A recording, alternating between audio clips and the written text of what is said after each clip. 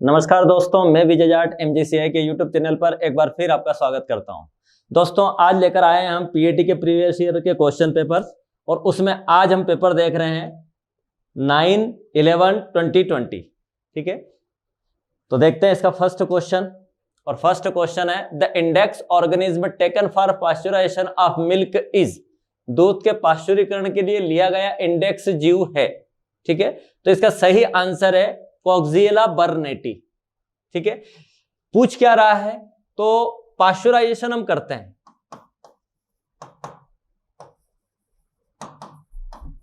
और पाश्चुराइजेशन या पाश्चुरीकरण का पर्पस या उद्देश्य देखें तो वो है to kill all bacteria in milk. दूध के अंदर सारे के सारे जो बैक्टीरिया है उनको मारना है हमको, बस यही इसका पर्पस है। अब हमने पाश्चुराइजेशन किया और आफ्टर पाश्चुराइजेशन हमको मिला पाश्चुराइज्ड मिल्क। और ये जो पाश्चुराइज्ड मिल्क है, ठीक, इसके अंदर बैक्टीरियल काउंट लेस देन 30,000 होना चाहिए पर ml पाश्चुराइज्ड मिल्क। क्लियर? अगर इससे ज्यादा है तो इसका मतलब पाश्चुराइजेशन सही नहीं हुआ। और ये चेक करने के लिए कि पाश्चुराइजेशन सही हुआ या नहीं, मतलब इफिशिएंसी ऑफ पाश्चुराइजेशन, पाश्चुरीकरण क्षमता का पता लगाने का काम हम करते हैं इंडेक्स बैक्टीरिया से। अब इंडेक्स बैक्टीरिया या जिसको हम हिंदी में बोले सूचक जीव या सूचक जीवाणु, ठीक, इसमें है कोक्सिएला बर्नेटी। कोक्सिएला बर्नेटी की खास बात है कि इसकी जो रेंज अगर देखें तो 0 to 150 डिग्री सेल्सियस होती है। 0 से लेकर 150, मतलब यहां से लेकर यहां तक ये जिंदा रह सकता। अब अगर सोचो, अगर ये पाश्चुराइजेशन से मर गया तो इसका मतलब सारे बैक्टीरिया जो भी मिल्क में प्रेजेंट है सारे के सारे मर जाएंगे। ठीक है, तो बस हमको यही चेक करना है कि ये मरा या नहीं मरा। अगर मर गया तो पाश्चुराइजेशन सही हुआ, नहीं मरा तो पाश्चुराइजेशन सही नहीं हुआ। तो इसीलिए इसको बोला है इंडेक्स बैक्टीरिया या सूचक जीव। फिर है next, pre-stratification method is used for preparation of which one of the following milk product. पूर्व स्तरीकरण विधि का उपयोग निम्नलिखित में से किस दूध उत्पाद की तैयारी के लिए किया जाता है। तो ये अगर देखें तो ये है मेथड ऑफ घी प्रिपरेशन। घी बनाने की मेथड है प्री-स्ट्रेटिफिकेशन मेथड। ठीक, एक तो ये हो गई, इसके अलावा एक देसी मेथड है, इसके अलावा देखें तो एक क्रीमरी है, यानी बोले कि डायरेक्ट क्रीम मेथड है, और देखें तो वो है एक creamery butter method, creamery butter method. ठीक है, ये 4 मेथड से घी बनाने की, उसमें से एक है pre stratification method. Vacreation is most commonly used pasteurisation method for. Vacreation dash dash dash के लिए सबसे अधिक इस्तेमाल की जाने वाली पाश्चुरीकरण विधि है। तो ये क्रीम में यूज आती है। ठीक है, क्या चीज, तो वेक्रिएशन का फुल फॉर्म है वैक्यूम पाश्चुराइजेशन।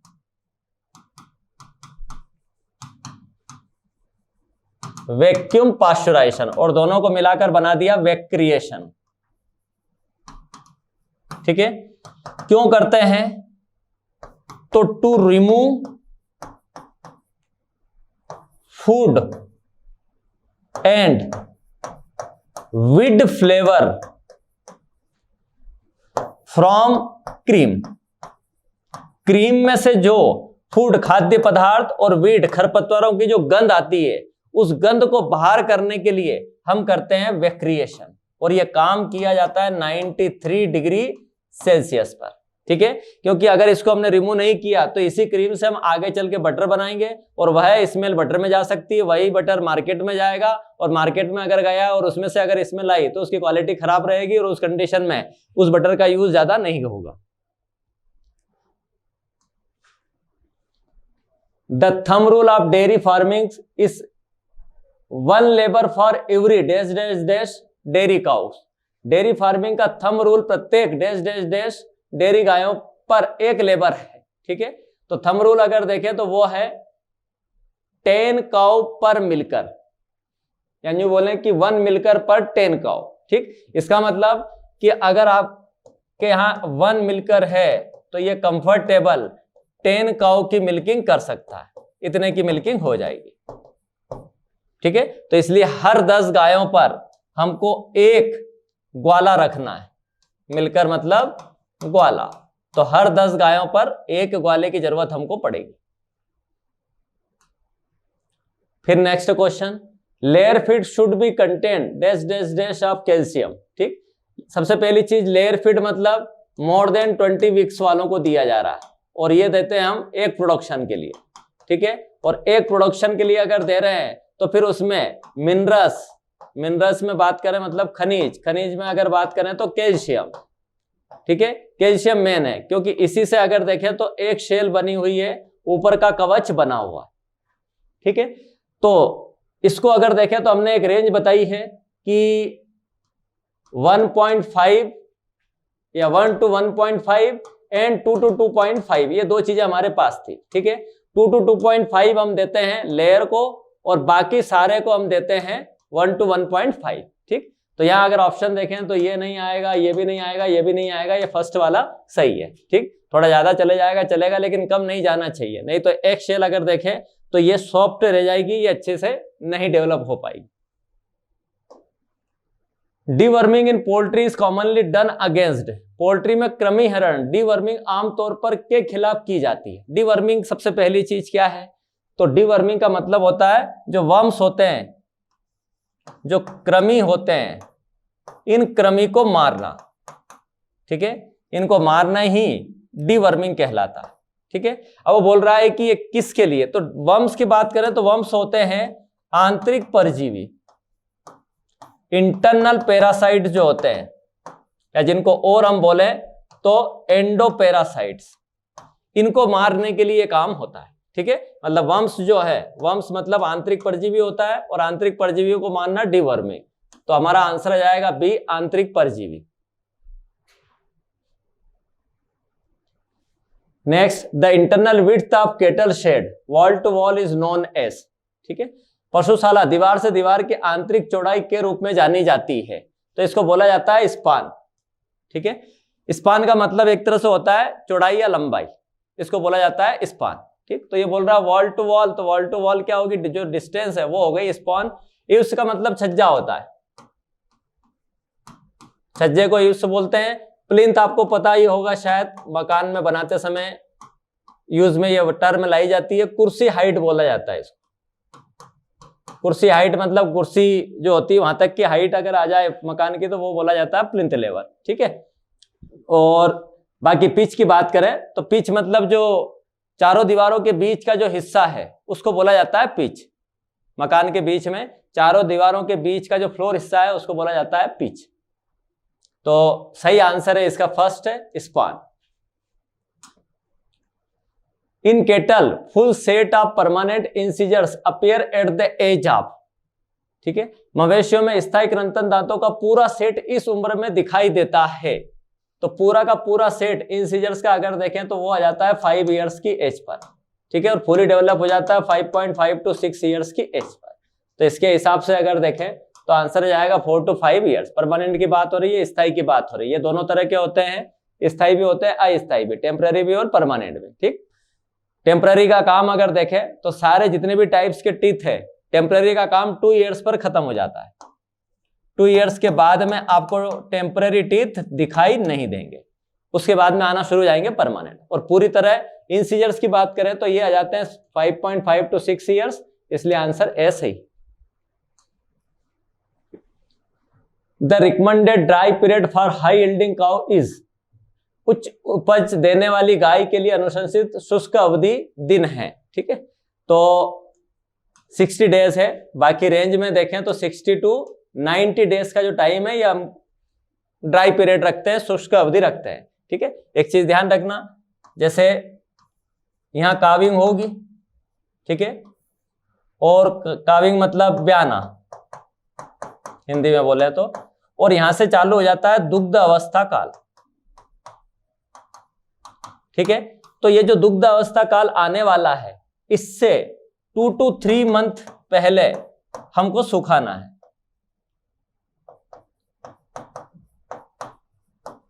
दो से 3 महीने के लिए उसको सुखाना है, क्योंकि 2 से 3 महीने के बाद में वापस उसकी मिल्किंग शुरू हो जाएगी, उसका दुग्ध अवस्था काल लैक्टेशन पीरियड चालू हो जाएगा। तो यही है ड्राई पीरियड या शुष्क अवधि। ठीक, 2 to 3 मंथ मतलब 60 to 90 दोनों आ जाए ऑप्शन में तो 60। Next, which one of the following is an example of game bird. निम्नलिखित में से कौन सा गेम बर्ड का एक उदाहरण है? तो गेम बर्ड अगर देखें तो असील को बोला जाता है। ठीक है, इसका यूज अगर देखें तो फाइटिंग में होता है, लड़ाई में होता है। वैसे लड़ाई में यूज ब्रह्मा का भी होता है। ठीक है, लेकिन गेम बर्ड की बात करें तो वो है असील। मिनोर का देखें तो ये मेडिटेरियन है और वर्ल्ड के अंदर लार्ज साइज व्हाइट एग देने के लिए फेमस है, सफेद कलर का बड़ा अंडा। ठीक, ब्रह्मा देखे तो हमने बोला मीट के लिए है और साथ में फाइटिंग में भी यूज में लाई जाती है, लड़ाई में भी यूज में लाई जाती है। कॉर्निश अगर देखें तो ये भी मीट ब्रीड है और यूं बोलो कि बेस्ट मीट ब्रीड है, बेस्ट मीट ब्रीड कॉर्निश। ठीक, असील और मले का क्रॉस है, असील एंड मले दोनों की दोनों हमारे यहाँ की ब्रीड है, इंडिजीनियस ब्रीड है और उसके क्रॉस से बनाया है कॉर्निश को। और ये इंग्लिश क्लास की ब्रीड है, ये इंग्लिश, ये इंडिजीनियस देसी गाय, सॉरी देसी ब्रीड्स। और ब्रह्मा अगर देखें तो ये है Asian, Asiatic breed.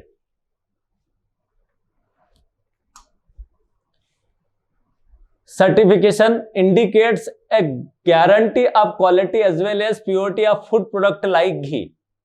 Food product बोल रहा है और उसमें भी घी। ठीक, और घी अगर देखें तो ये है एग्रीकल्चर प्रोडक्ट और एग्रीकल्चर प्रोडक्ट को दिया जाता है egg mark, egg mark, agriculture mark. ठीक है, तो इसका सही आंसर आ जाएगा एग मार्क। ये कॉमन चीजें हैं, जैसे फूड के अलावा बाकी जो चीजें हैं उनके लिए अगर हम बात करें तो उनके लिए एक तरह से BIS, bureau of Indian standard, ISI, ठीक है, Indian institute, sorry Indian standard institute, पहले था ये, अब नाम चेंज कर दिया इसका। ठीक है, और CDACO। ठीक, लेकिन इनमें सब में देखें तो एग्रीकल्चर प्रोडक्ट के लिए एग मार्क है। What is the brooder temperature for the chicks of first week of age. प्रथम सप्ताह की आयु वाले चूजों के लिए ब्रूडर तापमान क्या है? तो ब्रूडिंग की अगर बात करें तो ब्रूडिंग में फर्स्ट वीक में 95 डिग्री फ़ारेनहाइट टेम्परेचर रखते हैं और उसके बाद में -5 डिग्री फ़ारेनहाइट कम करना है। तो फिर 90, 85, 80, 75, 70 ऐसे डिक्रीज होता चला जाएगा। ठीक है, तो फर्स्ट वीक में पूछा है और फर्स्ट वीक के अंदर 95 आए। ठीक, ध्यान रखना 100 होता है एक के लिए, एक के लिए 100। ठीक, और चिक के लिए 95 और डिक्रीज होता हुआ 70 तक चला जाएगा। फिर next, full mouth indicates the presence of how many permanent incisor teeth in cattle. पूर्ण मुंह या फुल माउथ मवेशियों में कितने स्थायी कृंतन दांतों की उपस्थिति को इंगित करता है? तो फुल माउथ का मतलब है, इंसिजर्स की बात करें तो टोटल 8। फुल माउथ का मतलब ही क्या है? सारे के सारे, और सारे के सारे अगर आ रहे हैं तो सारे इंसिजर्स होते हैं 8, तो 8 सही आंसर हो जाएगा। Committee is responsible to fix the wholesale price of egg. समिति अंडे के थोक मूल्य को तय करने में उत्तरदायी है। तो NECC, NECC। ठीक है, फुल फॉर्म है इसका national egg coordination committee, national egg coordination committee.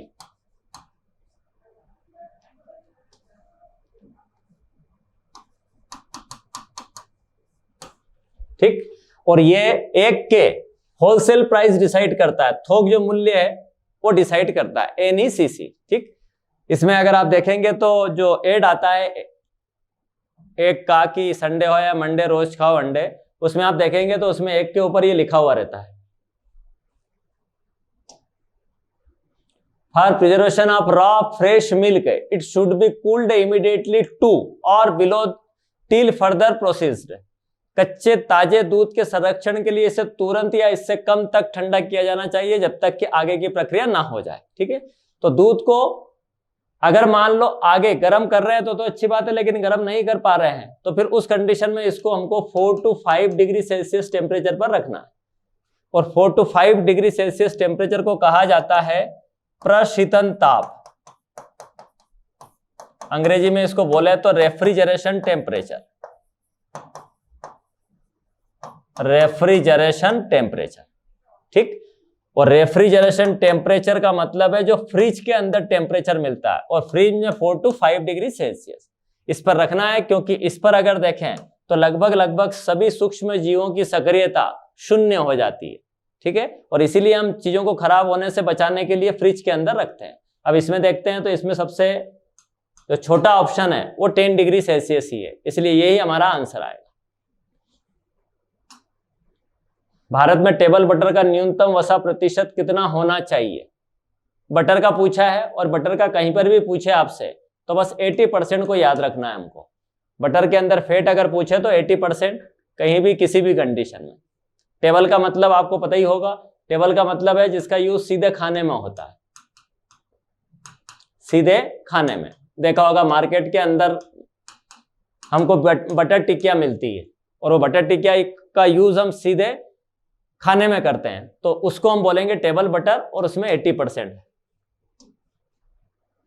Commercially, the fat is removed from the milk with objective of making butter by using। मक्खन को बनाने के उद्देश्य से दूध से का उपयोग करके व्यावसायिक रूप से वसा को हटा दिया जाता है, ठीक है। बनाना क्या है? Commercially, the fat is removed from the milk with objective of making butter। मक्खन बनाने का उद्देश्य है। अब मक्खन किससे बनता है? या तो दही से बनता है या क्रीम से। अब वो बोल रहा है कि दूध से मैकेनिकली किसको बाहर किया? वसा को। वसा का मतलब है यहां पर क्रीम, ठीक है। वसा का मतलब क्रीम है, क्लियर। तो क्रीम को हम बाहर कर रहे हैं, ठीक, या क्रीम को हम निकाल रहे हैं। किससे निकालते हैं क्रीम को? तो क्रीम को हम निकालते हैं क्रीम सेपरेटर से, और फिर हम बटर चन्नर से क्या बनाएंगे? बटर बनाएंगे।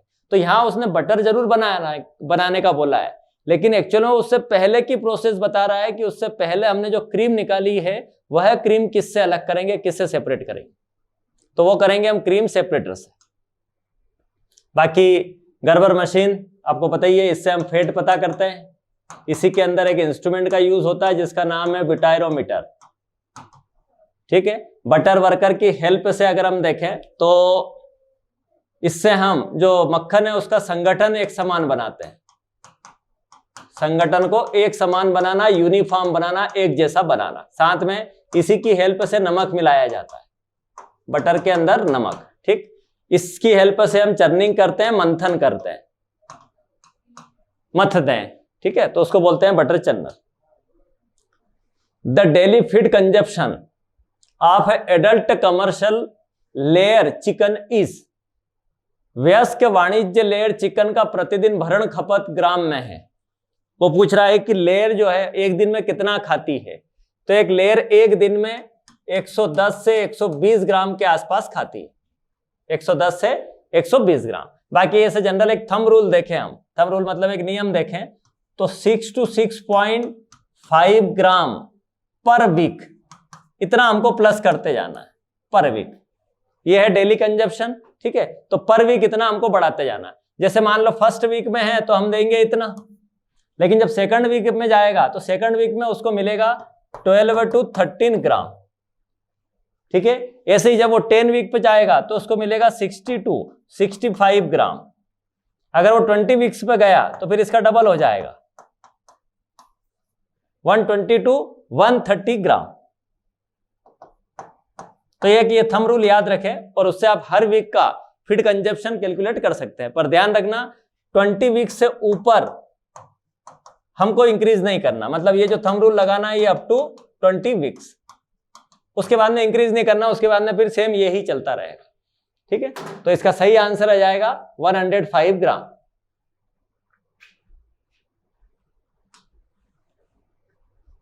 Slate cum litter system of poultry housing is preferred for rearing. Poultry house में स्लेट कम कूड़ा प्रणाली को निम्न की रियरिंग हेतु प्राथमिकता दी जाती है, ठीक। तो इसका सही आंसर है ब्रॉयलर ब्रीडर। ब्रॉयलर ब्रीडर के लिए इसका यूज करते हैं। इसके अंदर देखें लिखा है स्लेट कम कूड़ा या स्लेट कम लिटर। लिटर आप समझते ही है, लिटर का मतलब होता है बिछावन, तो ये हमने लगा दी यहां पर बिछावन। ठीक है, अब इसका एक पोर्शन में हमने बिछावन बिछाई है और दूसरा जो पोर्शन है उसके अंदर बिछावन नहीं, वो सिंपल फर्श है, उसके ऊपर किसी चीज को नहीं रखा, तो ये जो है इसको बोला जाता है स्लेट और ये है लिटर। तो इसको क्या बोल दिया, slate cum litre, slate cum litre. ठीक, तो ये अगर देखें तो स्पेशली ब्रॉयलर ब्रीडर के लिए बड़ा अच्छा है, जो ब्रीडिंग के लिए हम यूज करते हैं जिनको, उनके लिए बड़ा अच्छा माना जाता है और उसमें भी खास तौर पे ब्रॉयलर ब्रीडर्स के लिए। एक पूरा का पूरा स्लेट होता है, एक पूरा का पूरा लिटर होता है। ये तीन तरह की चीजें हैं, एक हमको मिलेगा स्लेट कम लिटर, एक पूरा का पूरा स्लेट और एक पूरा का पूरा litre.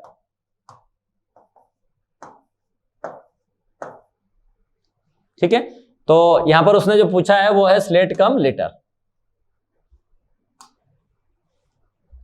What is the purpose of heat treatment of milk, दूध के तापोचार का उद्देश्य क्या है? अभी थोड़ी देर पहले ही हमने पास्चुराइजेशन में डिस्कस की थी। ठीक है, उसका पर्पस है जो भी माइक्रो ऑर्गेनिज्म है, जो भी बैक्टीरिया है, उन सबको मारना, बाकी उसके खास कोई दूसरे पर्पस नहीं है, यही उसका main purpose. What is the density of raw cow milk eight 20 degree Celsius. ठीक है, तो डेंसिटी पूछा है और काउ मिल्क की पूछा है, तो देखते हैं, ये तो काफी कम है।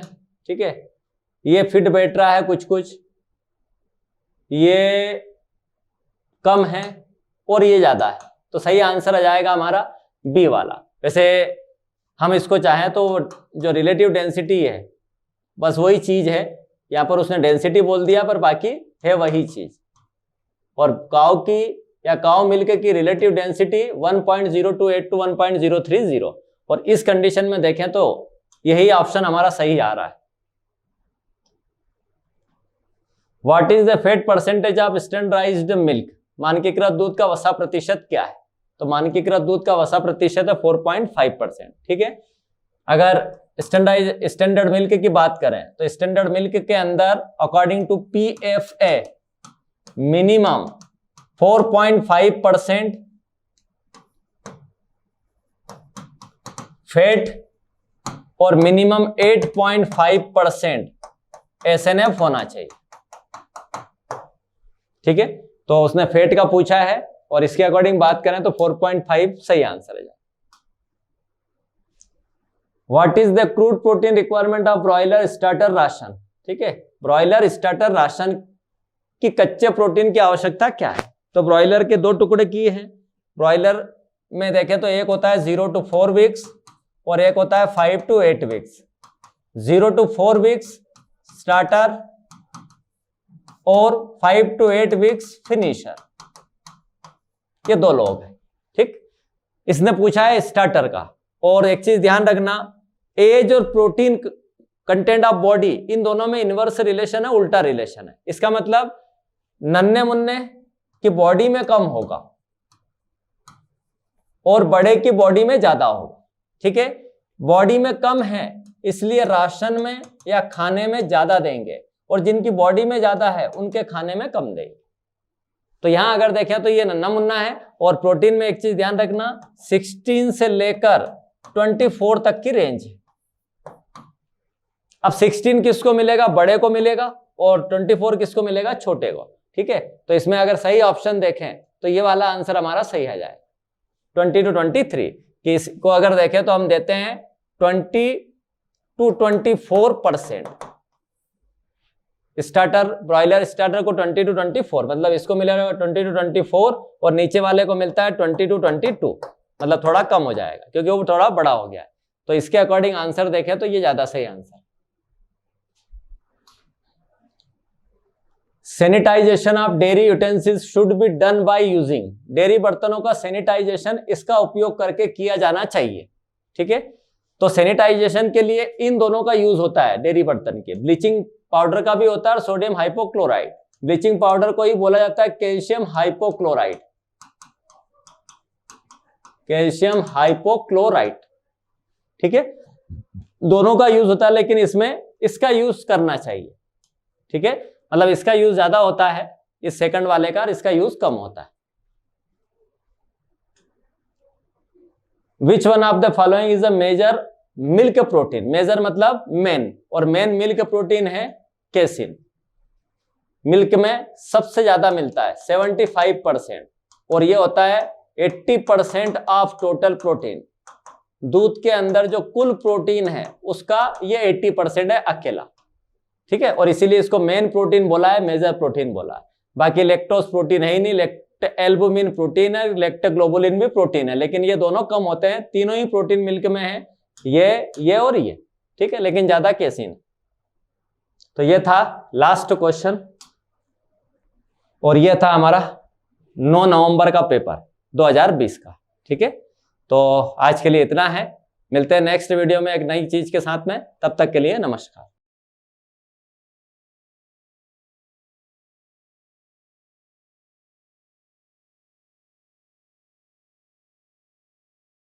नमस्कार प्यारे बच्चों, मैं भूपेंद्र यादव आप सभी का MGCI के YouTube चैनल पर बहुत बहुत स्वागत करता हूं। प्यारे बच्चों, जैसे कि हमने आपसे कमिटमेंट किया था कि हम लोग यानी कि MGCI की पूरी टीम 2023 से लेकर तो 2020 तक के जो PYQ अर्थात प्रीवियस ईयर पेपर है उनका सटीक और सही सॉल्यूशन आप तक पहुंचाएंगे, जिसको MGCI टीम ने बखूबी निभाया है। और आज हम बात करेंगे आखिरी पेपर की, जिसमें हम बात करने वाले बेटा AG3, और AG3 में हम बात करेंगे एनिमल हस्बेंड्री के क्वेश्चन की, जो आपका पेपर हुआ था 9/11/2020 को। और सिर्फ फर्स्ट AG3 में हम बात करने वाले एनिमल हस्बेंड्री के कुछ महत्वपूर्ण क्वेश्चन की। तो आइए बेटा जानते हैं 1 बाय 1 क्वेश्चन को। पहला क्वेश्चन आपसे पूछा गया है, which one of the following is the phase of stress cycle. देखो अब यहाँ पर थोड़ा सा आपसे पूछा गया है, इसमें ये क्वेश्चन लॉन्ग फेज कौन सी है, लंबी अवस्था कौन सी, उसकी बात हो रही है। तो सबसे लंबा चरण कौन सा होता है?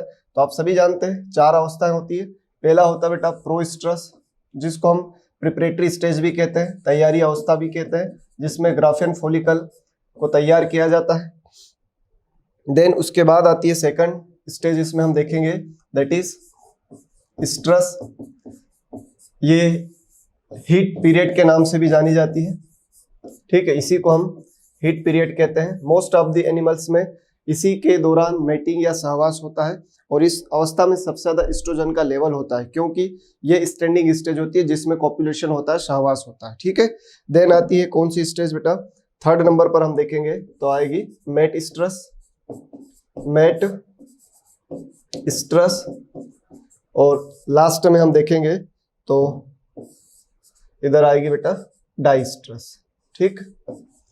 तो इस तरह से अगर हम देखें यहाँ पर, तो ये 4 अवस्थाएं होती है। इनमें से पूछा गया है कि सबसे लॉन्गेस्ट स्टेज कौन सी होती है। तो अगर हम स्ट्रेस की बात करें तो ये बहुत छोटी अवस्था है, इसको हम 0 डे भी बोल सकते हैं, या 24 आवर तक भी बोल सकते हैं, 12 से 24 घंटे की अवस्था इसको हम बोल सकते हैं, ठीक है। तो सबसे जो बड़ी अवस्था होती है वो डाई स्ट्रेस होती है, ये 17 दिन तक चल सकती है ना। तो ये क्रम भी आपको याद रखना है, proestrus, estrus, metestrus and diestrus, ठीक। इसमें से सहवास वाली अवस्था यही है, इसमें सहवास होता है, और इसमें गाय भैंस में अंडोत्सर्ग जनरली देखने को मिलता है। बाकी सभी पशुओं में जो अंडोत्सर्ग होता है वो स्ट्रेस में होता है, लेकिन गाय भैंस में जो अंडोत्सर्ग होता है वो कहाँ पर होता है? मेट स्ट्रेस में होता है, ध्यान रखना। और इस स्टेज में डाइस्ट्रेस में सबसे महत्वपूर्ण क्वेश्चन ये बनता है कि यहाँ पर Cl मतलब कार्पस ल्यूटियम सबसे ज्यादा विकसित कौन सी अवस्था में मिलेंगे? तो डाइस्ट्रेस में मिलेंगे, ठीक है बेटा। और भी बहुत सारी बातें हैं। जनरली ये स्ट्रेस साइकिल काऊ में अगर हम देखें, बफेलो में देखें तो 21 डेज का होता है, ध्यान रखना। गाय और भैंस में ये कितने दिन का होता है? 21 दिन का। भेड़ में 16 से 17 दिन का होता है। बकरी में 19 से 21 डेज का होता है। अगर हम बात करें गोट की, बकरी की, तो ये 19 से 21 डेज का होता है, ठीक है, 19 से 21 दिन का होता है। Clear that? चलिए, तो हाल फिलहाल आपको आपका आंसर मिल गया होगा, जो ड्राई स्ट्रेस है सबसे बड़ी अवस्था है, ठीक। चलिए, तो नॉर्मली ये कितने दिन का साइकिल होता है? तो 21 दिन का होता है। विच बीमारी की बात हो रही है, तो which of the following disease is known as cattle plague. तो किसको कैटल प्लेग कहते हैं? तो रेंडर पेस्ट को कहते हैं। इसको भैया हम ऊल सार्टर कहते हैं, इसे हम जूनोटिक रोग कहते हैं, इसे हम प्लिया का ज्वर कहते हैं, इसे हम विषहरी कहते हैं, इसे हम तिल्ली का ज्वर कहते हैं।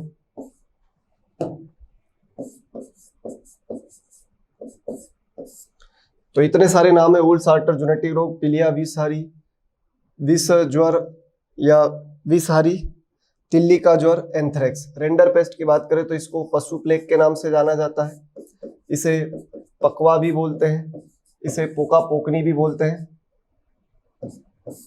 शॉर्ट फॉर्म में हम इसको रेंडर पेस्ट के नाम से भी जानते हैं, माता रोग भी बोलते हैं। पायरोप्लाज्मोसिस, रेड वाटर डिजीज है, ब्लैक क्वार्टर, लंगड़ा रोग जिसे हम चुरचुरिया रोग भी बोलते हैं, या फड़ सूजन भी बोलते हैं, या बीक्यू के नाम से भी जानते हैं बेटा, ठीक। और ये रेड वाटर डिजीज है, तो राइट आंसर हो गया इसका बेटा सी। इंजेस्टा मार्ग के अनुसार जुगाली करने वाले पशुओं में अमाशय के जो खंड होते हैं, तो सबसे पहले भोजन जाता है बेटा रुमेन में, then reticulum, then omasum, then एबोमेजम। तो राइट आंसर हो गया डी। भोजन जाने का सही क्रम क्या होता है? तो रुमेन, रेटिकुलम, ओमेजम और एबोमेजम, ठीक है। चलो, according to National Bureau of Animal Genetic Resource, जो करनाल हरियाणा में, ठीक है, करनाल हरियाणा, कहां पर है बेटा? ये करनाल हरियाणा में। National Bureau of Animal Genetic resource, NBAGR, इसकी स्थापना हुई थी 1984 में, लेकिन एक साल बाद ही 1985 में इसको कहाँ स्थानांतरित कर दिया गया बेटा? करनाल में। तो करनाल में 1985 में आया, लेकिन स्थापना वर्ष क्या है इसका? तो स्थापना वर्ष है 1984 और जगह है बेंगलुरु, ठीक है। 1984 में इसकी स्थापना कहाँ हुई थी? बेंगलुरु में। NBAGR की स्थापना 1984 में हुई थी बेंगलुरु में, लेकिन अभी नाउडेस ये 1985 से कहां पर है? करनाल हरियाणा में। इसके अनुसार देखें तो नस्ल का क्या किया जाता है बेटा? पंजीकरण। नस्ल का पंजीकरण किया जाता है। किसका पंजीकरण किया जाता है? तो नस्ल का पंजीकरण किया जाता है या नामांकित की जाती है। तो इसके अनुसार वर्तमान में आज तारीख की अगर हम बात करें 2024 की, तो वर्तमान मतलब 2024 की मैं बात कर रहा हूं, ठीक है। तो आज तारीख वर्तमान 2024 की मैं बात करूं बेटा, तो कुल देसी नस्ल की संख्या हो गई नामांकित 216। इसमें से आपको ध्यान रखना है काऊ की कितनी हो चुकी है। तो वर्तमान में गाय की नस्ल की अगर हम बात करें, कैटल की या गोवंश की, तो ये 53 हो चुकी है। भैंस की अगर पूछी जाए तो 20 हो चुकी है, और आपसे अगर मुर्गी की पूछी जाए वो भी कितनी हो चुकी है? 20। तो भैंस और मुर्गी दोनों की 20। बफेलो और गोट हो गया। देन भेड़ की पूछी जाए तो पहले 44 थी, अब हो गई है 45। अब कौन बचा भाई? तो अपना काऊ हो गया, बफेलो हो गया। गोट की बात करते हैं ना, बकरी की, तो गोट की बच्ची वर्तमान में हम देखेंगे तो 39 हो गई है। ऊंट की अगर पूछ ले तो ये बेटा 9 है। कैमल की 9 है। पिग की पूछ ले, डॉग की पूछ ले, तो ये 3 नस्ल है, ठीक। और भी बहुत सारी जानकारी है, लेकिन समय की अपनी सीमा है। अब ये डेटा है 2020 का, क्योंकि हम पेपर सॉल्व करें 2020, तो 2020 में थी कितनी नस्ल भैंस की? तो 2020 में थी 19 के करीब नस्ल, ठीक है। अब वर्तमान की बात करें तो भैंस की कितनी हो चुकी है? 20। तो अब इसका राइट आंसर क्या होगा? 20 होगा। ध्यान रखना, यदि इस सेम क्वेश्चन आता है तो 19 है, लेकिन अगर इस तरह से पूछा जाए 17, 18, 19, 20 और वर्तमान में पंजीकृत नस्ल है, तो आपको क्या बताना बेटा? 20 बताना। लेकिन हाल फिलहाल इसका आंसर क्या रहेगा? 19C रहेगा, क्योंकि ये 2020 की बात हो रही है और ये डेटा कब का बेटा? 2024 का है। ध्यान रखना, महत्वपूर्ण है। निम्नलिखित में से खरीफ फसल के लिए कौन सा चारा है जो उगाया जाता है? देखो, गेहूं का उपयोग जनरली हम अनाज के लिए करते हैं, भोजन के लिए, मानव भोजन के लिए होता है, ठीक है। आलू की बात करें तो ये सब्जी है, और इसको अभी हाल फिलहाल पशु आहार में आलू, गाजर, कंद वाली को बहुत कम किया जाता है। गन्ना आप सभी जानते हो, इससे शर्करा बनाई जाती है। हाँ, इससे गन्ने की फैक्ट्री से जो निकलता है सीरा या मोलासस या बगासे, ये जरूर हम खिला सकते हैं। तो सीरा कितना शामिल करना चाहिए? तो सीरा पशु आहार में 10 से 15% या 1 से 1.5 किलो प्रतिदिन हम खिला सकते हैं। और सीरे से किसकी पूर्ति होती है? तो ध्यान रखना, सीरे से कार्बोहाइड्रेट की पूर्ति होती है। तो ये खिलाते हैं, गन्ना नहीं खिलाते, गन्ने के उत्पाद जरूर खिलाते हैं। अब बचा क्या है? खरीफ का चारा पूछा है, तो खरीफ में क्या लगाते हैं? ज्वार चरी, मक्का चरी, और दलहनी में आ जाए तो लोबिया। ये खरीफ ऋतु के प्रमुख हरे चारे हो गए भाई। तो आंसर हो गया आपका ए। चलिए, एक थंब रूल है, उसके अनुसार एक क्रॉस ब्रीड काऊ को हमें कितना अलाउंस देना चाहिए, एक्स्ट्रा अलाउंस। तो प्रेग्नेंट काऊ के लिए अगर पूछा जाए तो एक थंब रूल जो होता है 1.25 से 1.75 kg देना चाहिए पर डे, ठीक है, एक गर्भवती गाय को, ठीक है। तो अब यहाँ पर ध्यान देना है, इसका आंसर जब एग्जाम में एक आंसर किया गया था, लेकिन हाल फिलहाल जो इसका राइट आंसर रहेगा बेटा वो बी रहेगा। क्यों बी रहेगा sir?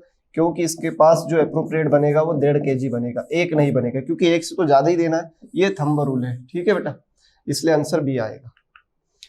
Which of the following is alpha alpha grass? तो किसको कहते हैं? तो अल्फा अल्फा घास हम लुसर्न, जिसको हम रिचका बोल रहे हैं। इसी का अगर हम वानस्पतिक नाम की बात करें तो मेडी कागो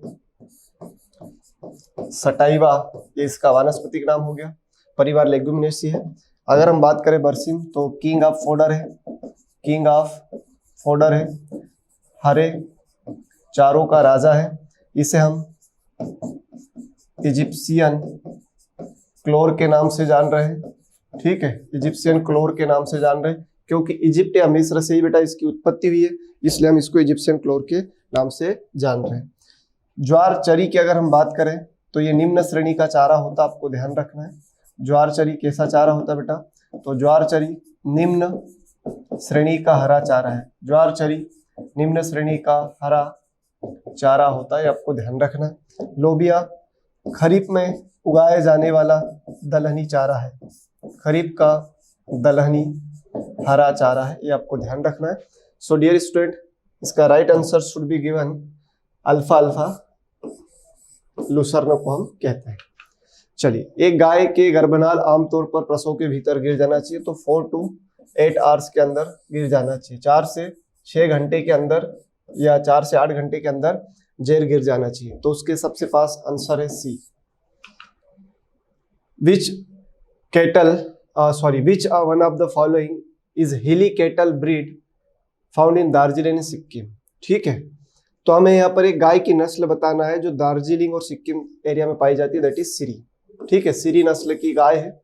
और सिरी की क्या विशेषता है? इसके गर्दन पर मेन या आयाल पाया जाता है। ठीक है, मेन या आयाल, जनरली मेन या आयाल हॉर्स में होता है, तो सिरी नस्ल की गाय के ऊपर भी इस तरह से गर्दन पर बाल पाए जाते हैं, जिसको मेन या आयाल कहते हैं। ठीक है, वेचूर और पवारी, ये पवारी यूपी के पीलीभीत में पाई जाती है, वेचूर केरल के आसपास पाली जाती है, बद्री भी एक पहाड़ी नस्ल है। ठीक है, चलो, जो 2019 में पशु गणना हुई है उसके अनुसार हमारे देश में केटल की अगर हम बात करें तो केटल में बात हो रहा है गोवंश की। केटल में किसकी बात हो रही भाई? तो केटल में बात हो रही है गोवंश की। तो गोवंश में टोटल पॉपुलेशन अपने पास है 192.3 मिलियन या 4 मिलियन के आसपास है। तो आप तो 192 मिलियन याद रखें, 192 मिलियन है। ठीक है, तो ये विश्व का सबसे ज्यादा गोवंश है, तो हमारा इसमें फर्स्ट पोजीशन है। ठीक है, किसके अकॉर्डिंग? 2019 की जो जनगणना हुई थी उसके अकॉर्डिंग।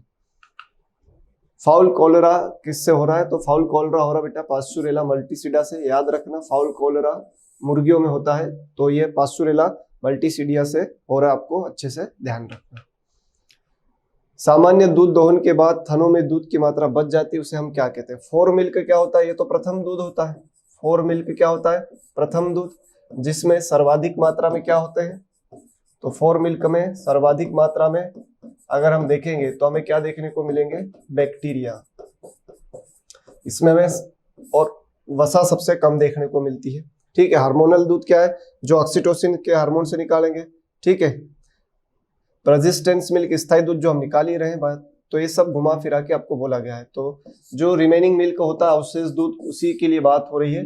ठीक है, जो नॉर्मल मिल्किंग रिमेन मिल्क है, तो रिमेनिंग मिल्क को हम बोलते हैं रेसिडुअल मिल्क, शेष दूध या अवशेष दूध, अवशेष दूध या इसी को बोला जाता है बेटा रिमेनिंग मिल्क, जिसको ऑक्सीटोसिन हार्मोन के इंजेक्शन के द्वारा हम प्राप्त कर सकते हैं।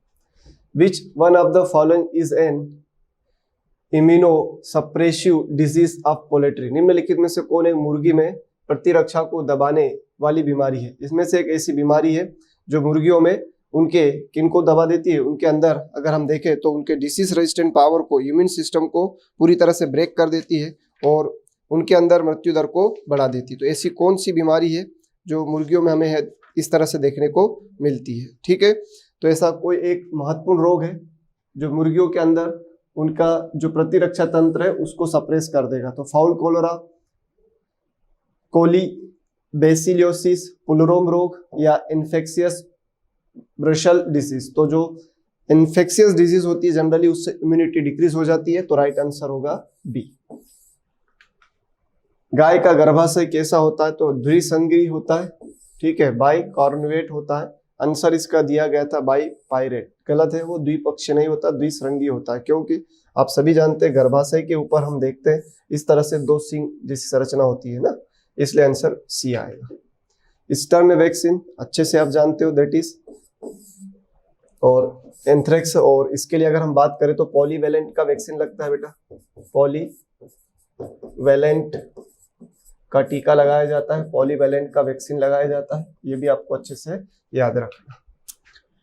करंट फ्रीज की बात हो रही है ना, करंट फ्रीज एक कृत्रिम मवेशी नस्ल है, मतलब क्रॉस ब्रीड है जो मादा नस्ल के साथ एचएफ के क्रॉस से विकसित की गई है। ठीक है, तो जो करंट फ्रीज है वो थारपारकर और एचएफ का क्रॉस है, एचएफ और थार पारकर से बनाई गई है।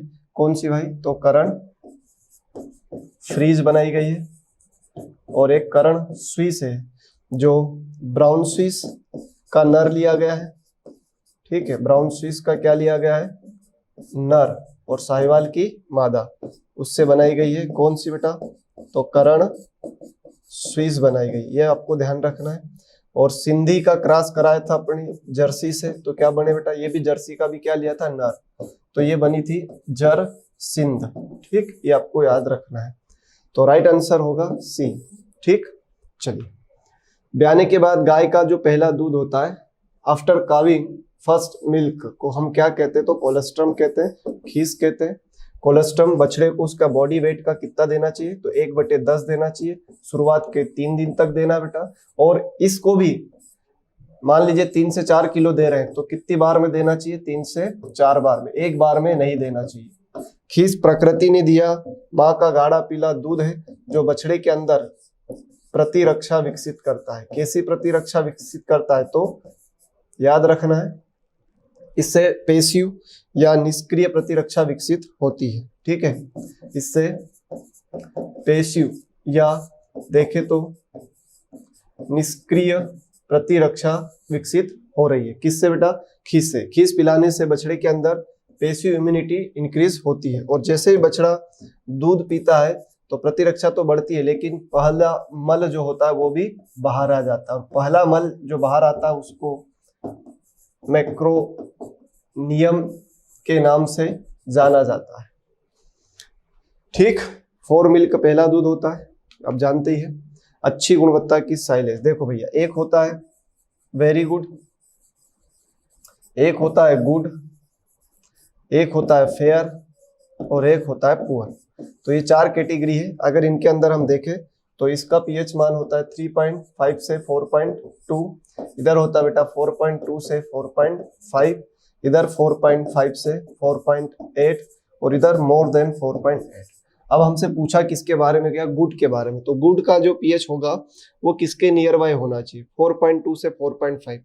तो यहाँ भी नहीं है, यहाँ भी नहीं है, यहाँ भी नहीं है, क्योंकि ये तो फेयर का हो गया। अब ले दे के हमारे पास ऑप्शन ही क्या बच रहा है, सी। वैसे ऑप्शन सही नहीं है, सही ऑप्शन क्या आना चाहिए था, यहाँ पर गुड के लिए बात हो रही तो 4.2 से 4.5। अब 4.2 कहाँ आ रहा है, तो 4.2 यहाँ आ रहा है ना, इसलिए आंसर क्या कंसर्न किया गया बेटा, सी। ठीक है, तो आपको ध्यान रखना है। वैसे तो इसका राइट आंसर क्या होना चाहिए था, राइट आंसर होना चाहिए था 4.2 से 4.5, लेकिन ऑप्शन में नहीं है, इसके करीब सबसे ये है, इसलिए आंसर ये चुना गया। नहीं तो ये पीएच मान किसका कंसर्न किया जाता है, वेरी गुड का या एक्सीलेंट का। ये प्रश्न बार बार आता है, घुमा फिरा के पूछा जाता है, ध्यान रखना। Clear that.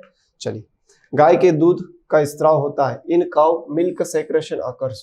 तो गाय में जो दूध का स्त्राव होता है वो कहाँ से होता है, तो एल्वेलाई से होता है। दूध का निर्माण पूछा जाए, दूध का फॉर्मेशन पूछा जाए, मिल्क सेक्रेशन पूछा जाए, तो एल्वेओलाई दुग्ध क्षरण कोष या कुपिकाओं से होता है। ठीक है बेटा।